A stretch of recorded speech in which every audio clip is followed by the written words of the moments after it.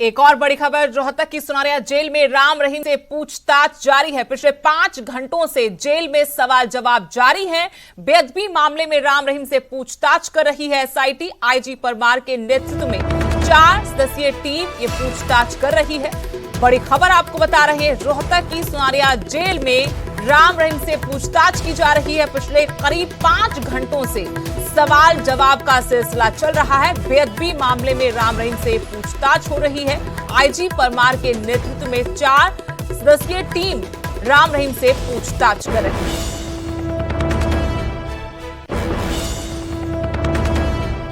बड़ी खबर आपको बता रहे, रोहतक की सुनारिया जेल में राम रहीम से पूछताछ जारी है। बेअदबी मामले में एसआईटी ये पूछताछ कर रही है। रोहतक की सुनारिया जेल में अपने गुनाहों की सजा भुगत रहा है राम रहीम, लेकिन पंजाब में बेअदबी मामले में जो जांच चल रही थी उस जांच का सिलसिला अब आगे बढ़ता हुआ और इस मामले में सुनारिया जेल में बंद राम रहीम से एसआईटी की पूछताछ आज चल रही। करीब 5 घंटे हो गए हैं और जानकारी के साथ रोहतक से मेरे सहयोगी नपिंदर बराड़ जुड़े हैं। नपिंदर, बेअदबी मामले में राम रहीम से पूछताछ के लिए एसआईटी पहुंचे सुनारिया जेल, क्या अपडेट है, क्या जानकारी? करीब 5 घंटे क्योंकि बीत चुके हैं पूछताछ को। देखो, बिल्कुल पुछगिछ लगातार जारी है। जिस तरह तुम दस रहे थे, करीब 5 घंटे का समा जिहड़ा हैगा हो चलिया और जिस तरह 40 सवाल लैके सिट पहुंची राम रहीम तो पुछगिछ करने लई, तो ਜ਼ਾਹਰ तौर पर जे उन्होंने 40 सवालों के जवाब बड़े स्पष्ट और सीधे तरीके नाल मिल जाते तो शायद इन्ना समा ना लगता। और दूजी गल कि क्योंकि सप्लीमेंटरी सवाल जिहड़े ने बड़ा एक महत्वपूर्ण केस है बेअदबी मामला, जिथे इस वेले पंजाब की की पूरी दुनिया की नज़र, जिन्ना भी लोगों की श्री गुरु ग्रंथ साहिब दे विच आस्था है उन्होंने सारा की नज़र है जी वो इस पुछगिछ ते टिकी हुई है। क्योंकि लंबे समय तो ये गल चल रही थी कि कदों राम रहीम तो पुछगिछ होगी, क्योंकि इस पूरे मामले के बेअदबी मामले के असल जिहड़े हुण तक जिहड़े लोग गिरफ्तार होए ने, जिन्होंने मुलजम इस मामले ਦੇ ਵਿੱਚ ਬਣਾਇਆ ਗਿਆ, ਉਹ ਡੇਰੇ ਨਾਲ ਜੁੜੇ ਹੋਏ ਨੇ, ਡੇਰੇ ਦੇ ਸ਼ਰਧਾਲੂ ਨੇ। ਤਾਂ ਜਿਹੜੇ 6 ਲੋਕ ਇਸ ਵੇਲੇ ਪੁਲਿਸ ਦੀ ਹਿਰਾਸਤ ਦੇ ਵਿੱਚ ਨੇ, ਇੱਕ ਮਹਿੰਦਰਪਾਲ ਬਿੱਟੂ ਜਿਹੜਾ ਮਾਸਟਰਮਾਈਂਡ ਮੰਨਿਆ ਜਾਂਦਾ ਸੀ, ਮਹਿੰਦਰਪਾਲ ਬਿੱਟੂ ਦੀ ਮੌਤ ਹੋ ਚੁੱਕੀ, ਉਹਦਾ ਕਤਲ ਹੋ ਚੁੱਕਿਆ। ਤਾਂ ਇਹਨਾਂ ਦੇ ਨਾਲ 3 ਲੋਕ ਜਿਹੜੇ ਭਗੌੜੇ ਨੇ, ਤੇ 11ਵਾਂ ਕੌਣ ਹੈ? 11ਵਾਂ ਹੈ ਰਾਮ ਰਹੀਮ। ਰਾਮ ਰਹੀਮ ਇਹਨਾਂ ਸਾਰੇ ਚੇਲਿਆਂ ਦਾ ਗੁਰੂ ਆ। ਤਾਂ ਇਸ ਗੁਰੂ ਤੋਂ ਪੁੱਛਗਿੱਛ ਬਹੁਤ ਜ਼ਰੂਰੀ ਸੀ ਕਿ ਆਖਿਰ ਕਿਹੜੀ ਸਾਜ਼ਿਸ਼, ਕਿਉਂ ਇਹ ਇੰਨੀ ਵੱਡੀ ਸਾਜ਼ਿਸ਼ ਜਿਹੜੀ ਰਚੀ ਗਈ ਜਿਸ ਦੇ ਚੱਲਦਿਆਂ ਸ਼੍ਰੀ ਗੁਰੂ ਗ੍ਰੰਥ ਸਾਹਿਬ ਜੀ ਦੀ ਬੇਅਦਬੀ ਕੀਤੀ ਗਈ। ਤਾਂ ਰਾਮ ਰਹੀਮ ਤੋਂ ਸਾਰੇ ਸਵਾਲ ਜਿਹੜੇ ਆ ਉਹ ਪੁੱਛੇ ਜਾ ਰਹੇ ਨੇ, ਪਰ ਰਾਮ ਰਹੀਮ ਜਿਹੜੀ ਹੁਣ ਤੱਕ ਜਾਣਕਾਰੀ, ਰਾਮ ਰਹੀਮ ਪੂਰੀ ਤਰ੍ਹਾਂ ਸਹਿਯੋਗ ਨਹੀਂ ਕਰ ਰਿਹਾ। ਹਰ ਸਵਾਲ ਦਾ ਗੋਲਮੋਲ ਤਰੀਕੇ ਨਾਲ ਜਵਾਬ ਦੇ ਦਿੱਤਾ ਜਾ ਰਿਹਾ ਤਾਂ ਕਿ ਉਲਝਾਇਆ ਜਾ ਸਕੇ, ਤਾਂ ਕਿ ਜਾਂਚ ਨੂੰ ਪ੍ਰਭਾਵਿਤ ਕੀਤਾ ਜਾ ਸਕੇ। ਪਰ ਸਿੱਟ ਦੀ ਇਹੀ ਕੋਸ਼ਿਸ਼ ਹੈ ਕਿ ਕਿਵੇਂ ਉਸ ਤੋਂ ਸਪਸ਼ਟ ਜਵਾਬ ਲਏ ਜਾਣ। ਸਪਲੀਮੈਂਟਰੀ ਸਵਾਲ ਕੀਤੇ ਜਾ ਰਹੇ ਨੇ, ਇਸੇ ਲਈ ਜਿਹੜੀ ਪੁੱਛਗਿੱਛ ਆ ਉਹ ਲੰਬੀ ਹੁੰਦੀ ਜਾ ਰਹੀ ਆ।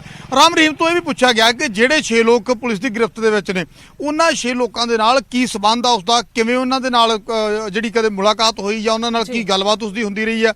ਮਹਿੰਦਰਪਾਲ ਬਿੱਟੂ ਜਿਸ ਦਾ ਕਤਲ ਹੋ ਚੁੱਕਿਆ, ਮਹਿੰਦਰਪਾਲ ਬਿੱਟੂ ਕਿਉਂਕਿ ਮਾਸਟਰਮਾਈਂਡ ਸੀ ਔਰ ਡੇਰਾ ਮੁਖੀ ਦੇ ਨੇੜੇ ਦੱਸਿਆ ਜਾਂਦਾ ਸੀ, ਤਾਂ ਉਸਦੇ ਨਾਲ ਉਸਦੀਆਂ ਮੁਲਾਕਾਤਾਂ ਕਿਵੇਂ ਹੋਈਆਂ, ਉਸਦੇ ਨਾਲ ਕੀ ਗੱਲਬਾਤ ਉਸਦੀ ਹੁੰਦੀ ਸੀ, ਜਾਂ ਫਿਰ ਕਿਸ ਤਰ੍ਹਾਂ ਦੀ ਚਰਚਾ। ਔਰ ਬੇਅਦਬੀ ਕਾਂਡ ਤੋਂ ਪਹਿਲਾਂ, ਜਦੋਂ ਬੇਅਦਬੀ ਕੀਤੀ ਗਈ ਉਸ ਤੋਂ ਪਹਿਲਾਂ ਆਖਰੀ ਮੁਲਾਕਾਤ ਉਸਦੀ ਕਦੋਂ ਹੋਈ, ਬੇਅਦਬੀ ਤੋਂ ਬਾਅਦ ਉਸਦੇ ਨਾਲ ਕੀ ਗੱਲਬਾਤ ਹੋਈ, ਕਿ ਉਸਦੇ ਨਾਲ ਫੋਨ ਤੇ ਗੱਲ ਹੋਈ ਜਾਂ ਮੁਲਾਕਾਤ ਵੀ ਹੋਈ।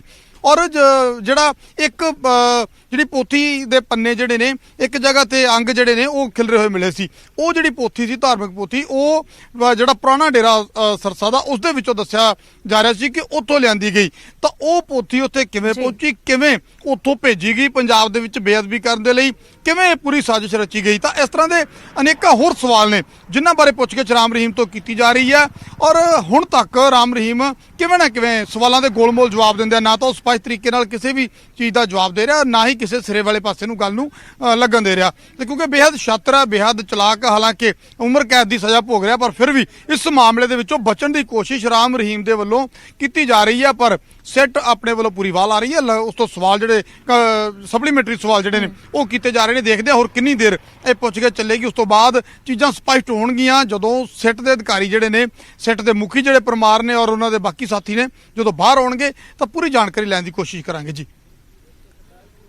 शुक्रिया नपिंदर तमाम जानकारी के लिए। तो पूछताछ का सिलसिला अभी भी जारी है, एसआईटी पूछताछ कर रही है राम रहीम से। बेअदबी मामला ना सिर्फ ये आस्था का सवाल अब रह गया है, बल्कि अब सियासी मुद्दा बन चुका है, चुनावी मुद्दा बन चुका है। 2022 के विधानसभा चुनावों से पहले प्रदेश में कांग्रेस सरकार पर यह बड़ा दबाव है, जनता का भी विपक्ष का भी, कि बेअदबी मामले की जांच कहां तक और क्या बेअदबी मामले में जनता को इंसाफ मिला है, लोगों को इंसाफ मिला है। एक बड़ा सियासी मसला, चुनावी मसला बेअदबी बन चुका है और पहली दफा इस मामले में राम रहीम से एसआईटी रोहतक की सुनाया जेल जाकर पूछताछ कर रही है। कई महत्वपूर्ण सवाल, जो पहले आरोपी पकड़े गए हैं मामले में, उनसे राम रहीम का क्या ताल्लुक है और जो ये बेअदबी हुई उसमें कैसे उसके तार जुड़े हुए हैं। लेकिन फिलहाल जो जानकारी मिली है उसके मुताबिक राम रहीम अभी टालमटोल कर रहा है।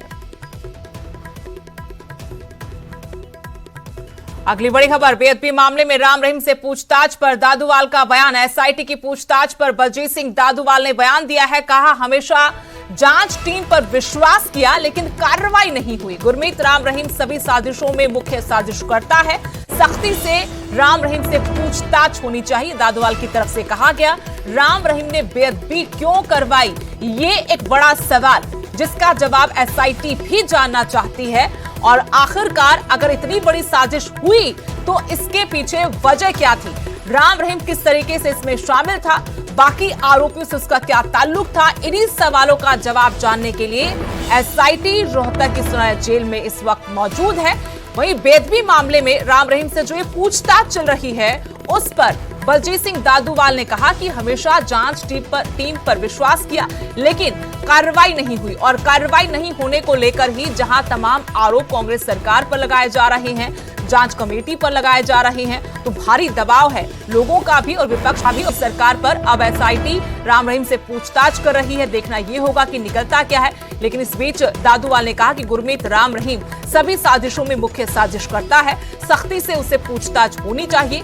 और सवाल यह भी कि राम रहीम ने बेअदबी क्यों करवाई। ਪੰਜਾਬ ਦੇ ਜਿਹੜੀ ਸਿਆਸਤ ਹੋਈ ਹੈ ਇਹਦੇ ਉੱਤੇ ਬਹੁਤ ਜ਼ਿਆਦਾ, ਕਿਉਂਕਿ ਹੁਣ ਸਿਆਸੀ ਜਿਹੜੇ ਆਗੂ ਵੱਡੇ ਸੀ ਇਹਦੇ ਪਿੱਛੇ, ਤਾਂ ਹੀ ਹੁਣ ਤੱਕ ਜਿਹੜੀ ਜਾਂਚ ਆ ਘੁੰਮਣ ਘੇਰੀਆਂ 'ਚ ਫਸਦੀ ਰਹੀ ਹੈ। ਕਿਉਂਕਿ ਉਸ ਵੇਲੇ ਦੀ ਮੌਕੇ ਦੀ ਸਰਕਾਰ, ਜਦੋਂ ਉਹਨਾਂ ਨੂੰ ਪਤਾ ਲੱਗ ਗਿਆ ਸੀ ਬਾਦਲ ਸਰਕਾਰ ਨੂੰ ਕਿ ਦੋਸ਼ੀ ਡੇਰਾ ਸਿਰਸਾ ਤੇ ਉਹਦੇ ਪੈਰੋਕਾਰ ਆ, ਤਾਂ ਉਹਨਾਂ ਨੇ ਉਹਨੂੰ ਬਚਾਉਣ ਵਾਸਤੇ ਜਿਹੜੀ ਛਤਰ ਛਾਇਆ ਦਿੱਤੀ ਹੈ। ਡੇਰਾ ਮੁਖੀ ਦੇ ਪੈਰੋਕਾਰ ਜਿਹੜੇ ਸੀ ਜਦੋਂ ਜਾਂਚ ਵਿੱਚ ਆ ਰਹੇ ਸੀ, ਉਹਨਾਂ ਨੂੰ ਬਚਾਉਣ ਵਾਸਤੇ ਬਾਦਲ ਸਰਕਾਰ ਨੇ ਪੂਰਾ ਜ਼ੋਰ ਲਾਇਆ। ਉਹਨਾਂ ਦੀ ਇਨਵੋਲਵਮੈਂਟ ਜਿਹੜੀ ਆ ਉਹ ਇਸ ਬੇਅਦਬੀ ਕਾਂਡ ਦੇ ਦੋਸ਼ੀਆਂ ਨੂੰ ਬਚਾਉਣ ਦੀ ਪੂਰੀ ਰਹੀ, ਕਿਉਂਕਿ ਉਹ ਡੇਰੇ ਸਰਸੇ ਤੋਂ ਵੋਟ ਬੈਂਕ ਲੈ ਕੇ ਆਪਣੀ ਸਰਕਾਰ ਬਣਾਉਣ ਦੀ ਜਿਹੜੀ ਆ ਉਹਨਾਂ ਦੀ ਚਾਹਨਾ ਹਮੇਸ਼ਾ ਰਹਿੰਦੀ ਹੈ। अगली बड़ी खबर, हांसी एसपी ऑफिस का घेराव करने पहुंचे किसान। जी हां, इनमें राकेश टिकैत भी शामिल हैं, जिनका कल भी इंतजार हो रहा था। लेकिन आज के प्रदर्शन में किसान नेता राकेश टिकैत भी शामिल हुए। भारी सुरक्षा बल तैनात कर दिया गया है। हिसार आईजी ने भी सुरक्षा का जायजा लिया है। किसानों पर दर्ज मुकदमों को खारिज करने की किसान मांग कर रहे हैं। सांसद रामचंद्र जांगड़ा पर केस दर्ज करने की मांग की जा रही है।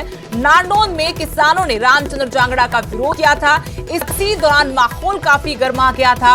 एक किसान चोटिल भी हुआ था, जिस पर हांसी एसपी ने कहा कि किसी ने उस पर हमला नहीं किया, बल्कि उसे मिर्गी का दौरा है जिसकी वजह से उसे चोट लगी।